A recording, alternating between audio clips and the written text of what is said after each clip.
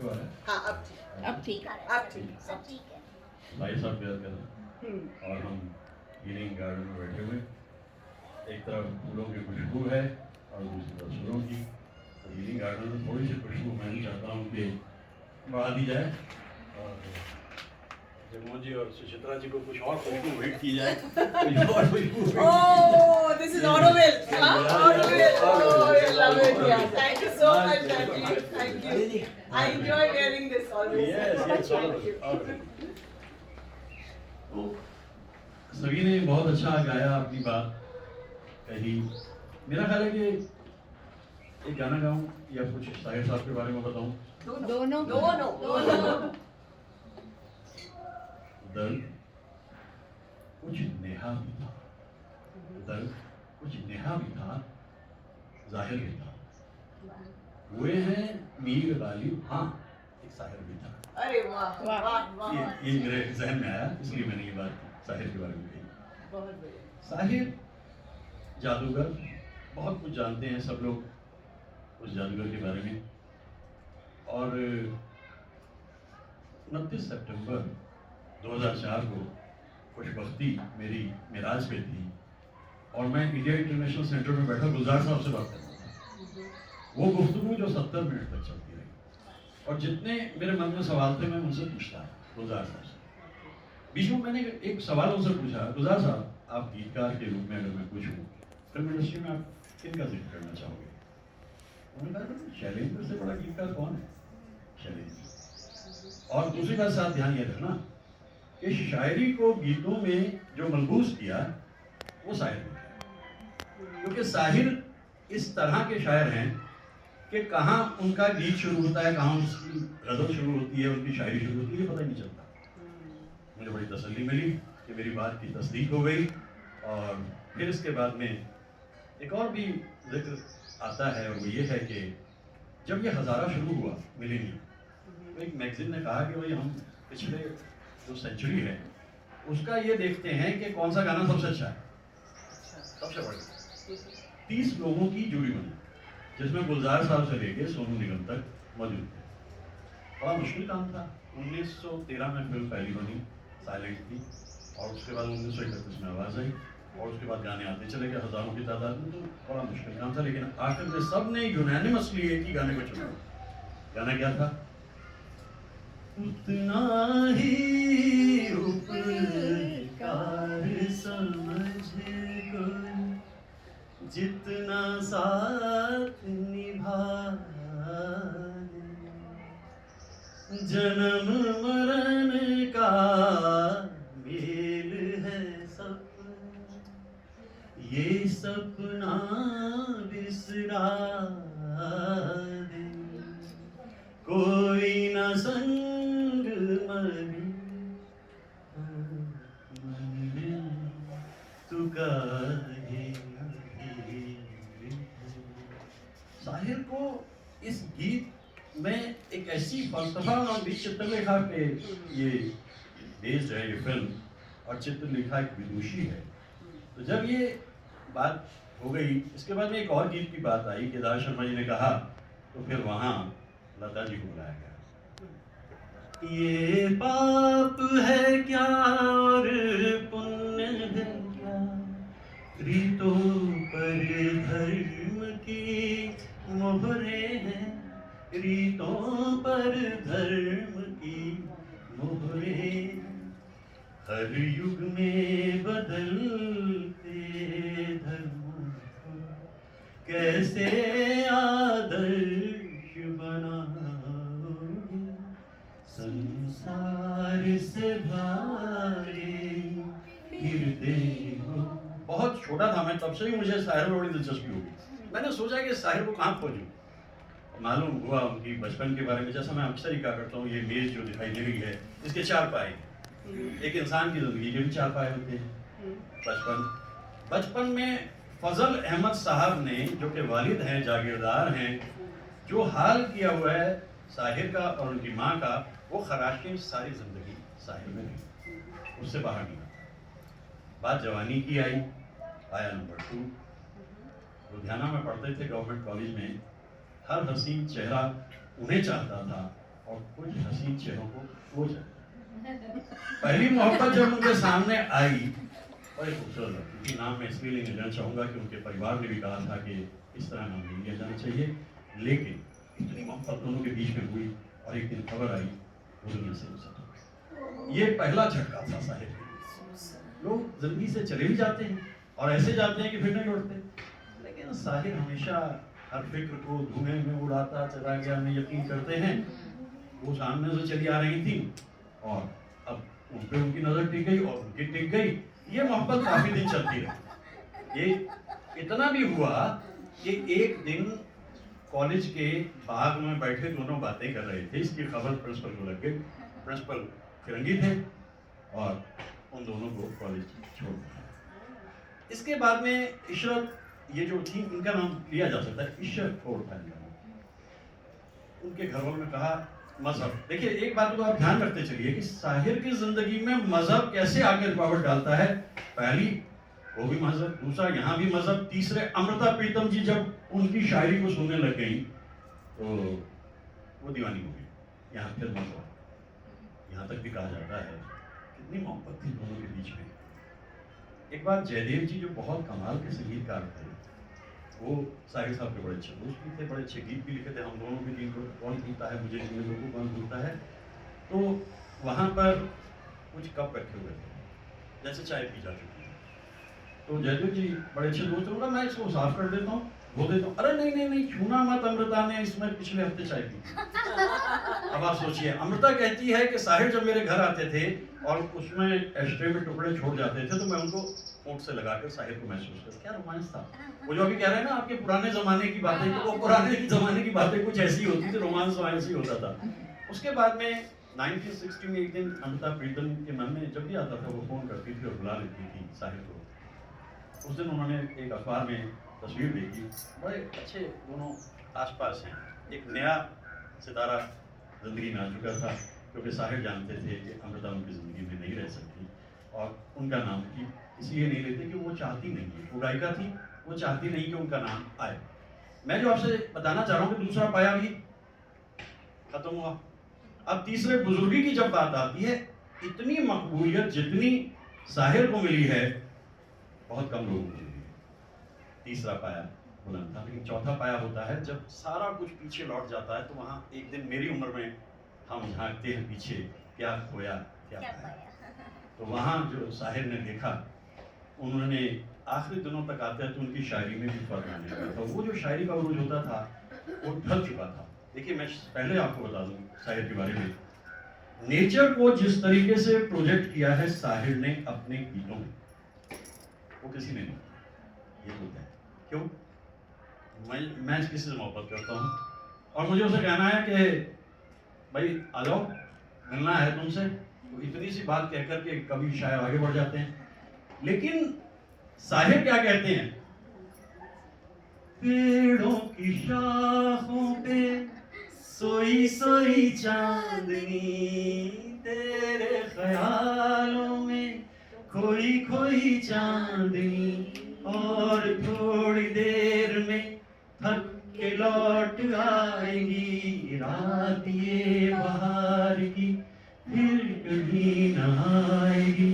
तो एक पल और है ये समा, सुन जा देगी दास्तां। इसलिए तो कहना था कि आ जाओ, तुमसे मिलना है, तुमसे बात करनी है, लेकिन पेड़ों की शाखाओं पे कोई ये साहिर कर सकता है। साहिर कर सकता है। तो साहिर के बारे में तो बहुत कुछ कहा जा सकता है, और जैसा तंगी वक्त होता ही है ऐसी महफिलों में, इससे ज़्यादा कुछ कहना मुमकिन नहीं। लेकिन जगमोहन जी मौजूद हैं, जब आप कहते हैं तो हम समझते हैं कि सुनते ही रहे, मेरी खुशी है, लेकिन तंगी वक्त है। नहीं, तंगी वक्त बिल्कुल नहीं। मैं तो समझती हूँ साहिर जी का इस दुनिया में तंगी वक्त था। He passed away when he was only 59. Yes. And he wrote so much. You know? उसकी वजह क्या है कि माँ से जितना प्यार साहिर को है उतना कभी किसी शायर ने किया होगा, लेकिन माँ के हाथ में अपनी पूरी जिंदगी देना ये साहिर ने किया। 1976 में जब माँ का इंतकाल हो जाता है, उसके बाद में सिर्फ 3.5 वर्ष जिंदा रहते हैं साहिर और फिर दुनिया से रुखसत हो जाते हैं। ब्याह किया नहीं, ब्याह किया नहीं एक गलत टर्म है, मैं इस्तेमाल करना चाहूँगा ब्याह हुआ नहीं। तो जो ब्याह किया नहीं एक चीज़ है, ब्याह हुआ नहीं दूसरी चीज़ है। और देखिए उस आदमी का कमाल है, वो कहता है आज उंगली थाम के तेरी तुझे मैं चलना सिखलाऊं, कल हाथ पकड़ना मेरा जब मैं बूढ़ा हो जाऊं, तू मिला तो मैंने पाया जीने का नया सहारा, मेरा नाम करेगा रोशन।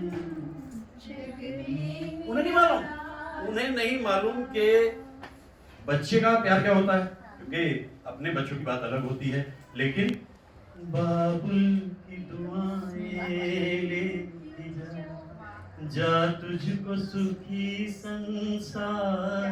हर बाप की ख्वाहिश होती है कैसे फील कर लेता है। और माँ के लिए तो जो उनका दर्द है वो आता है, तेरे बचपन को जवानी की दुआ देती हूँ और दुआ दे के परेशान सी हो जाती। 1960 माँ कह रही है अपने बच्चे के लिए, तू अकेला रह गया जिंदगी में, रह जाएगा मैं जानती हूँ। और वही बात फिर 1978 में, तू मेरे साथ रहेगा मुन्ने।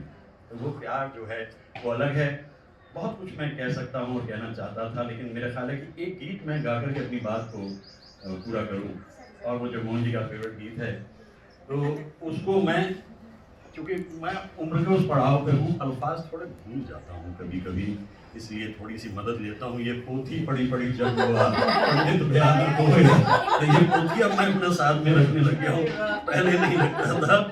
तो इसमें जो जगमोहन जी का फेवरेट है हर युग में, क्योंकि पिछली बार के बैठे उन्होंने कहा था, तो वो क्या है, खोली भी छिन गई है, बेंचें भी छिन गई हैं, सड़कों पे घूमता है अब कारवां हमारा, जेबें हैं अपनी खाली, क्यों देता हमको गाली, वो संतरी हमारा, वो बासबां हमारा, चीनो अरब हमारा, हिंदुस्तान हमारा, रहने को घर नहीं है, सारा जहां हमारा।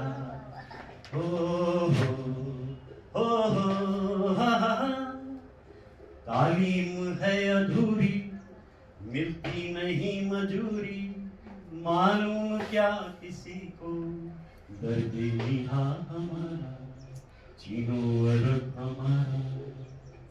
पतला है हाल अपना लेकिन लहू है गाढ़ा, औलाद से बना है हर नौजवान हमारा। अब यहाँ जो पॉजिटिविज्म है और जो नेशनलिस्टिक स्ट्रीक है, मिलजुल के इस वतन को ऐसा बनाएंगे हम, हैरत से मुंह तकेगा सारा जहां हमारा, सारा जहां हमारा। और आज सारा जहां हमारा मुंह तक रहा है कि भाई वैक्सीन की इतनी पेटी भेज दीजिए। तो ये तवक्को की थी साहिर ने इतने बरस पहले, ये कमाल है। और जो वंडरफुल, बहुत शुक्रिया, वंडरफुल सर। मैं चलते चलते आपको एक और बात मतलब चलते चलते से मतलब मैं भी सुनना चाहता हूँ। ऐसी सुरीली आवाज़ों को कौन नहीं सुनना चाहेगा। एक बात मैं आपको बताता चलूँ, 1973 में जब मैंने फिल्म ताल देखी थी, मुझे वो फिल्म यश चोपड़ा की बहुत अच्छी लगी, राजेश खन्ना। और उसमें राजेश खन्ना तो कमाल कर ही रहे थे, तो आखिर में उन्होंने क्या किया कि एक नज्म पढ़ी, और वो नज्म साहिर साहब की बड़ी खूबसूरत है। मैंने सोचा कि फिल्म के लिए लिखी हो साहिर ने, ऐसा तो नहीं हो सकता, ये राजेश खन्ना के लिए लिखी हुई ये नहीं हो सकता। मैंने पीछे कुरेदा और ज़्यादा जाके, मेरी आदत है क्योंकि कैफी आदमी साहब के आशियाने में कुछ दिन बिताए थे 73 में, तो फिल्म इंडस्ट्री में कमलजीत के जरिए, मेरे दोस्त के जरिए काफ़ी लोगों से मैं बातचीत कर लेता, किसी से बात की, अरे नहीं भाई ये फिल्म के लिए नहीं लिखी गई थी, ये लिखी गई थी 1971 में। क्यों? क्योंकि सरकार ने आखिर कहा भाई अब इसको इग्नोर नहीं कर सकते, पद्मश्री दी। और 1971 में साहिर साहब को मिली पद्मश्री, दोस्तों ने इतना प्यार दिया, इतनी मोहब्बत दी उन्हें, ये नज्म तब इसको मैं कहकर अपनी बात पूरी करता हूँ। आप क्या जाने मुझको समझते हैं क्या, मैं तो कुछ भी नहीं। इस कदर प्यार इतनी बड़ी भीड़ का मैं रखूंगा कहाँ, इस कदर प्यार रखने के काबिल नहीं मेरा दिल मिल जाए। मुझको इतनी मोहब्बत मिली, मुझको इतनी मोहब्बत ना दो दोस्तों, मुझको इतनी मोहब्बत ना दो दोस्तों, सोच लो दोस्तों इस कदर प्यार कैसे संभालूंगा मैं तो कुछ भी नहीं। मॉडेस्टी, साहिर की मॉडेस्टी देखिए क्या है। प्यार एक शख्स का भी अगर मिल सके तो बड़ी चीज है जिंदगी के लिए आदमी को, मगर ये भी मिलता नहीं, ये भी मिलता नहीं। मुझको इतनी मोहब्बत मिली आपसे, ये मेरा हक नहीं मेरी तकदीर है। मैं जमाने की नजरों में कुछ भी ना था, मेरी आंखों में अब तक वो तस्वीर है। इस मोहब्बत के बदले मैं क्या नजर हूँ, मैं तो कुछ नहीं। अब यहाँ एक जीवन का फलसफा जो हमेशा मानते थे, इज्जतें, शोहरतें, चाहतें, उल्फतें, कोई भी चीज दुनिया में रहती नहीं। आज मैं हूँ जहाँ कल कोई और था, ये भी एक दौर है, वो भी एक दौर था। आज इतनी मोहब्बत ना दो दोस्तों कि मेरे कल की खातिर ना कुछ भी बचे। आज का प्यार थोड़ा बचा के रखो मेरे कल के लिए। कल जो गुमनाम है, कल जो सुनसान है, कल जो अनजान है, कल जो वीरान है, मैं तो कुछ भी नहीं, मैं तो This is Sahir. This is Sahir. And thank you very much, very kind of you. Thank you. बात साहिर में कमाल लगी। एक जगह तो वो कह देते हैं मैं पल दो पल का शायर हूँ, लेकिन उसके बाद में जिंदगी आगे बढ़ जाती है। वो मोहब्बतों के दिन खत्म हो जाते हैं और आगे जाकर के रिश्ते रूप बदलते हैं। और फिर वो क्या कहते हैं कि मैं हर एक पल का शायर हूँ, हर एक पल मेरी कहानी है, हर एक पल मेरी हस्ती है, हर एक पल मेरी जवानी है। मैं हर एक पल का शायर हूँ। रिश्तों का रूप बदलता है, बुनियादें खत्म नहीं होती। ख्वाबों की और उमंगों की मियादें खत्म नहीं होती। एक फूल में तेरा रूप बसा, एक फूल में मेरी जवानी है, एक चेहरा तेरी निशानी है, एक चेहरा मेरी निशानी है। नहीं मिल पाए तो कोई बात नहीं, अगली जनरेशन में भी मोहब्बत उसी तरीके से हो जाती है। एक चेहरा तेरी निशानी है, एक चेहरा मेरी निशानी है। जो अपने लिए सोची थी कभी, वो सारी दुआएं अगली जनरेशन को देता हूँ। This is the way Sahir is. और साहिर अपने आप में एक संस्था है, एक इंस्टीट्यूशन है, एक बगावत है। मोहब्बत की प्यार की बातें आपने सुन ली, लेकिन जब सुनाने पे आते हैं, जिंदगी भीख में नहीं मिलती, जिंदगी बढ़ के छीन जाती है। अपना हक संग दिल जमाने से छीन पाओ तो कोई बात नहीं, सब दिखाने से कुछ नहीं होता, सर उठाओ तो कोई बात नहीं। बहुत शुक्रिया, थैंक यू, थैंक यू। के बारे में देखिए, पहले तो एक बात मैं आपको बताता चलूँ, बार बार यूँ लगता है साहिर साहिर साहिर कर रहा हूँ, क्या मुझे तहजीब नहीं है कि मैं उन्हें साहब नहीं कह सकता, साहिर साहब। तो दरअसल रेख्ता देख रहा था मैं, जावेद अख्तर साहब वहाँ प्रोग्राम कर रहे थे रेख्ता में 2016 में, तो वो अपने दादा मुश्तर खैराबादी साहब की शायरी का जिक्र कर रहे थे। तो मुश्तर साहब बड़े शायर थे, दादा यानी जानिसार अख्तर साहब के वालिद साहब। तो वो बार बार ये कह रहे थे जावेद साहब, फिर मुश्तर खैराबादी के ये शेर, मुश्तर खैराबादी के जो वहाँ पे सदर वज़्न थे शमीम साहब, भाई जावेद साहब आप तो ऐसे बात कर रहे हो जैसे आपके दादा जो है वो आपके कहीं हमजोली हों या आपके साथ के हों, तो आप तो कैसे बात कर रहे हो। जावेद साहब के पास तो आप जानते हो हर चीज़ का जवाब रहता है। उन्होंने कहा भाई एक बात बताओ, कभी किसी ने गालिब के साथ साहब लगाया, कभी किसी ने मीर के साथ में साहब लगाया? तो बात बिल्कुल सही है कि ये लोग दरअसल इतने ऊंचे चले जाते हैं कि फिर साहब की जरूरत नहीं रहती। तो साहिर साहिर है। साहिर का जिक्र जब मैं कर रहा था, ये जो पोथी है इसमें पहला गाना जो मैंने लिखा वो साहिर साहब का ही था। उसकी वजह क्या है मैंने आपको बताया, तलखियाँ में इतनी हैं साहिर में, बहुत झगड़े होते हैं उनका झगड़ा बरमंदादा से हुआ प्यासा के बाद, फिर कभी इकट्ठे काम नहीं किया। ओपी नैयर साहब के साथ हुआ, नया दौर चलते चलते ख़त्म हो गई किसी तरह। तुमसा नहीं देखा का एक गाना लिखा और बाकी हट गए और फिर मजरूह साहब मिल गए। और इसके अलावा न जाने क्या था उनके मन में, जो उनके मन में होता था उसको रोकते नहीं थे, बोल देते थे, कह देते थे। लेकिन मैं जो गीत आपके सामने रख रहा हूँ उसमें आप देखिए कि वो बगावती शायर जो है, जिसे हम बगावती कहते हैं, जब वो इमेजेस लेके आता है, वो इमेजेस कैसे लाते। 1955 का गीत है, अभी उनका करियर बस जगह ले चुका था। इमेजेस। क्या हुआ क्यों इस तरफ तूने निगाहें फेर ली, मेरी राहों की तरफ से अपनी राहें फेर ली। जिंदगी का कारवां खो न जाए आ भी जा। क्या कह रहा था मैं? कहना सिर्फ कितना है, आ भी जा। और आ भी जा से पहले जो इतनी सारी तस्वीर खींची वो साहिर कर सकते हैं।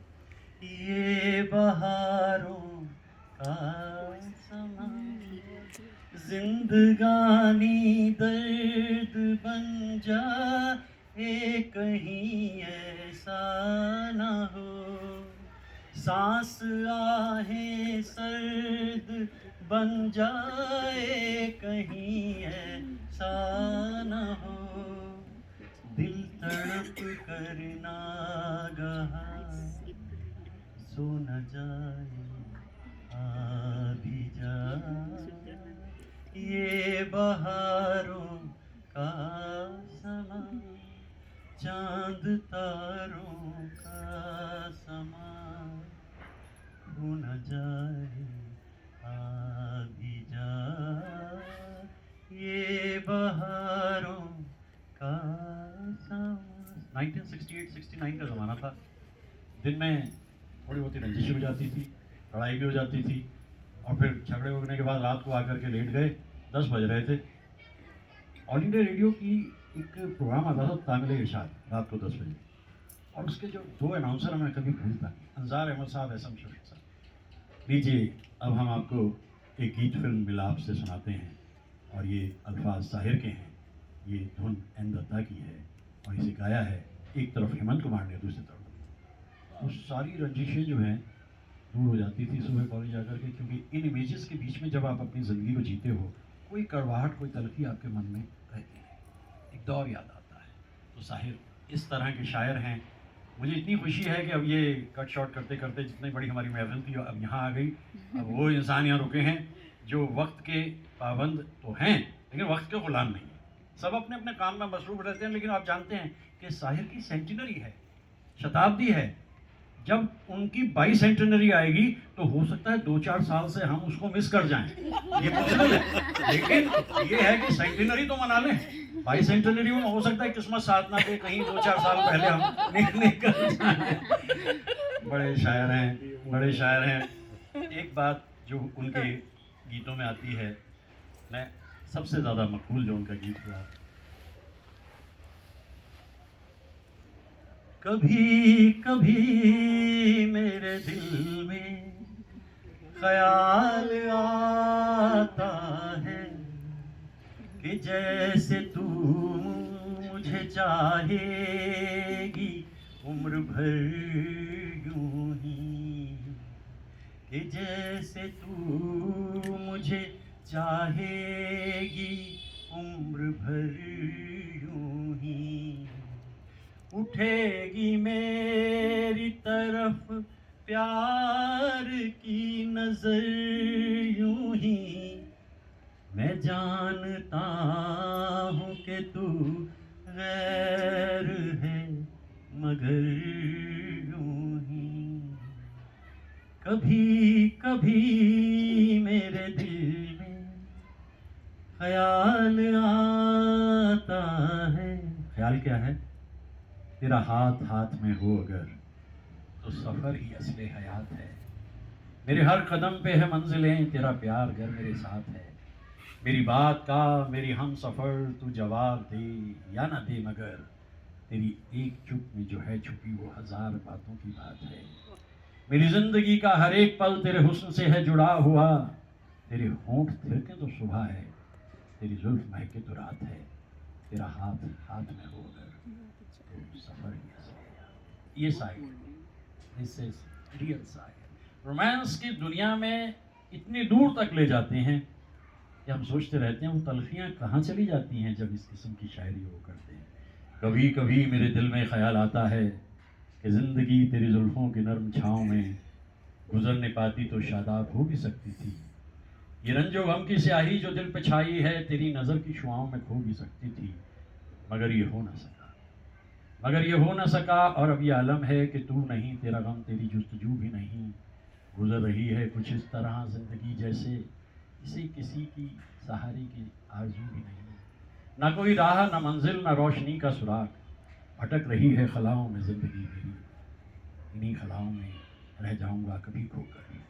मैं जानता हूँ मेरी हम नफस, मगर यूं ही कभी कभी मेरे दिल में ख्याल आता है, कभी कभी मेरे दिल में ख्याल आता है। साहिर साहब जिंदाबाद, जिंदाबाद।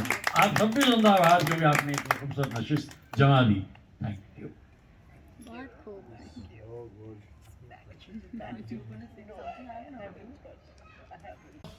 देखो ऐसा है, ऐसा खूबसूरत माहौल में यहाँ महफिलें होती नहीं, तो इसलिए ये सारा कुछ जो ऊपर नीचे इधर उधर है दिखा देना हीलिंग गार्डन का। क्योंकि ये शाम बड़ी खूबसूरत है, अपने ढंग की अलग है।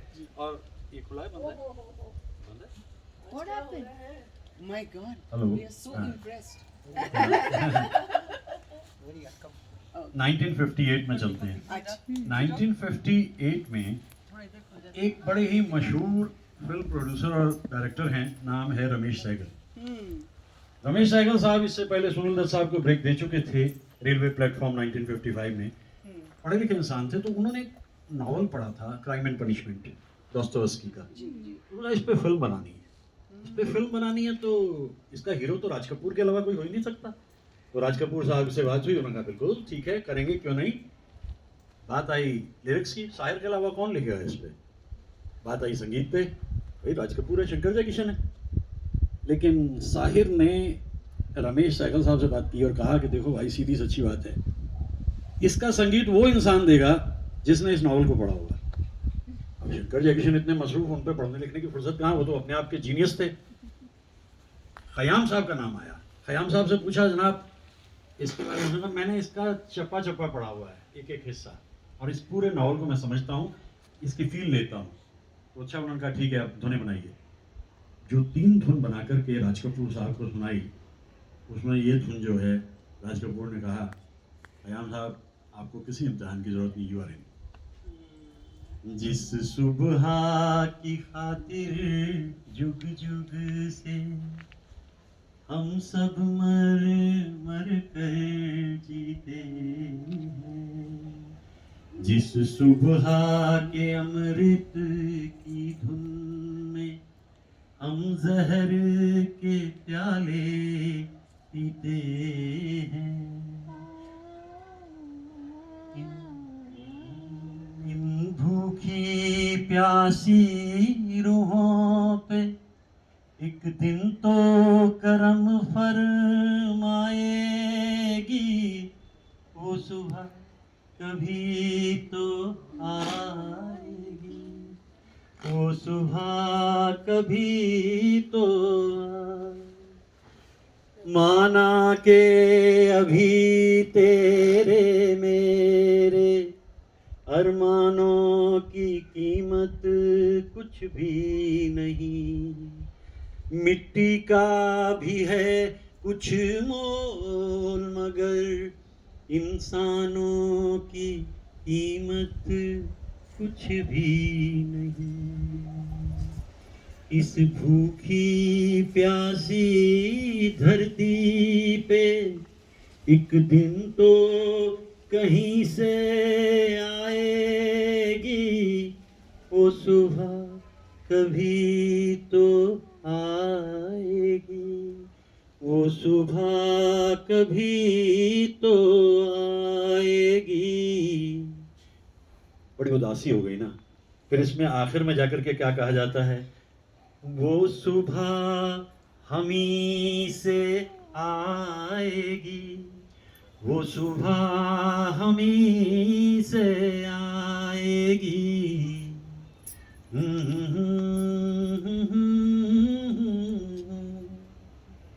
100वीं सालगिरह और हम साहिर साहब को याद कर रहे हैं।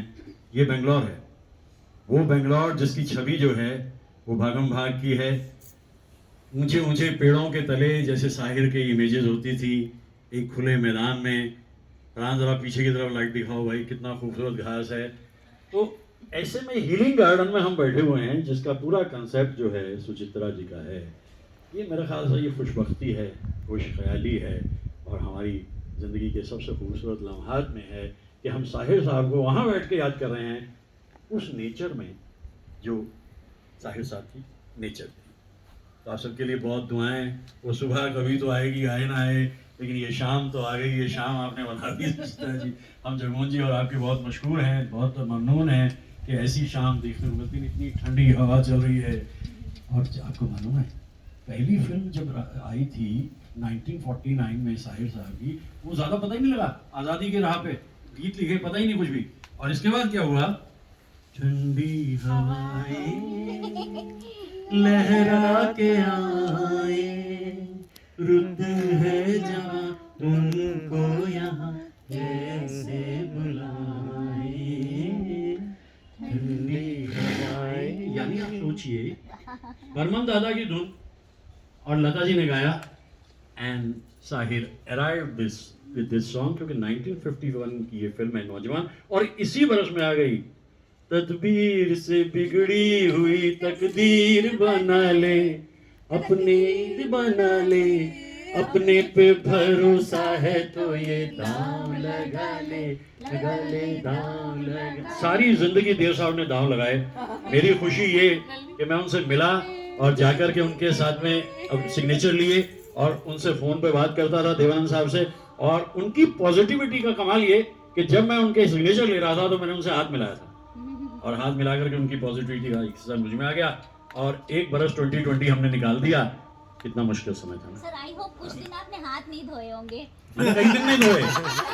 मैं दरअसल उस जमाने में जब हाथ वहां मिलाया करता था 50 साल पहले, तब भी नहीं हाथ धोता था कई दिनों तक।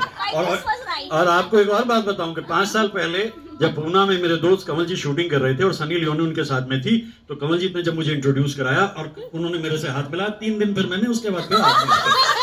और सनी लियोनी से हाथ मिलाने का मौका, क्योंकि अब्दुल कलाम साहब से जब हाथ मिलाया था तो उस हाथ को भी मैंने कभी दिन तो बचा के रखा था। लेकिन मैं आपको ये बताता हूँ, पॉजिटिविटी क्या है, ट्रांसमिट होती है।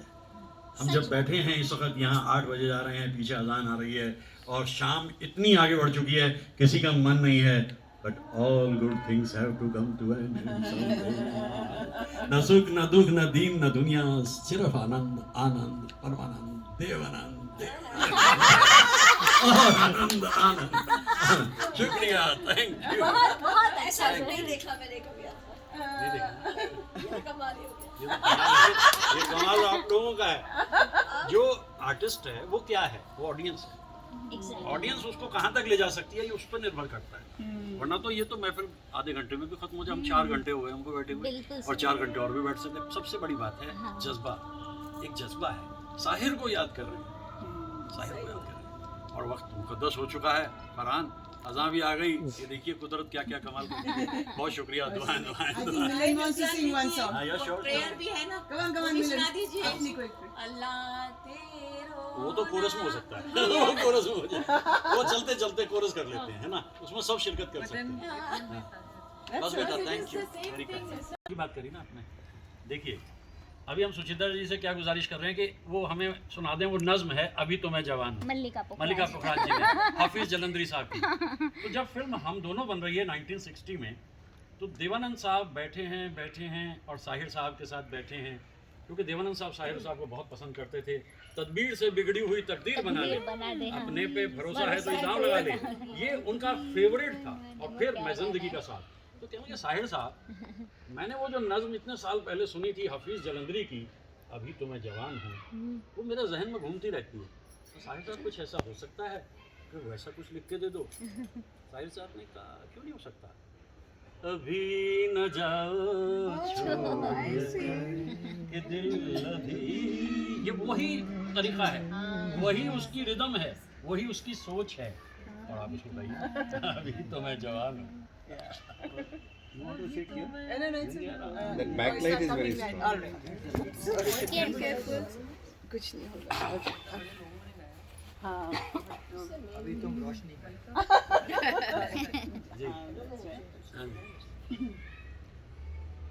अभी तो मैं जवान हूँ, अभी तो मैं जवान हूँ, अभी तो मैं जवान हूँ। हवा भी खुश गवार है, गुलों के भी निखार है, तरन्नों में हजार है, बहार सुर बहार है। कहाँ चला है साकिया, इधर तो आ, इधर तो आ, अरे ये देखता है क्या, उठा सब उठा के प्याला भर के देख इधर, चमन की सिमट कर नजर, समा तो देख बेखबर, वो काली काली बदरिया निपत्ता हो गई हया, वो एक हजूम में मैं सदा रवा सदा, ये क्या गुमा है बदगुमा, समझ न मुझको ना तुआ, ख्याल ज़ोहर अभी कहाँ, अभी तो मैं जवान हूँ। इबादतों का जिक्र है, मिजाज की भी फिक्र है, जनून है सयाब का, ख्याल है अयाब का, मगर सुनो तो शेख जी, अजीब शे है आप भी, भला शबाबो आशिकी अलग हुए भी हैं कभी, हसीन जलवारेज हूँ, हवाएं इतर गेज हूँ, तो शौक क्यों ना तेज हूँ, ख्याल है बदनमर, कोई इधर कोई उधर, उभारते हैं ऐश पर, तो क्या करे कोई बशर, चलो जी किस्सा मुख्तसर, तुम्हारा नुक्ताए नजर दुरुस्त है तो हो, मगर अभी तो मैं जवान हूँ।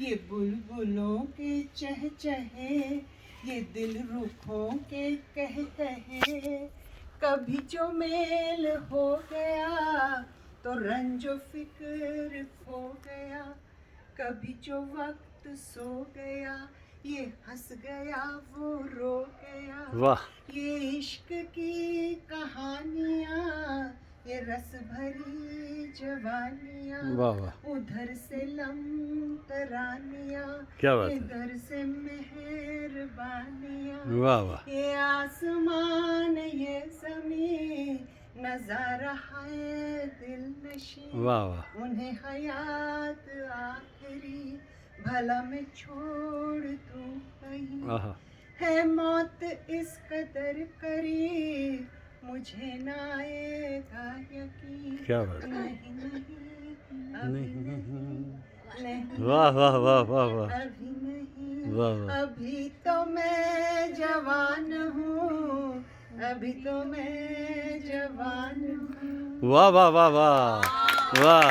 भाई जवानी ने तस्दीक कर दी, क्योंकि 5 मिनट की नज़्म आपने बिना किसी मदद के सीधी गा दी, तो अभी तो आप जवान हैं, इसमें कोई शक की बात नहीं।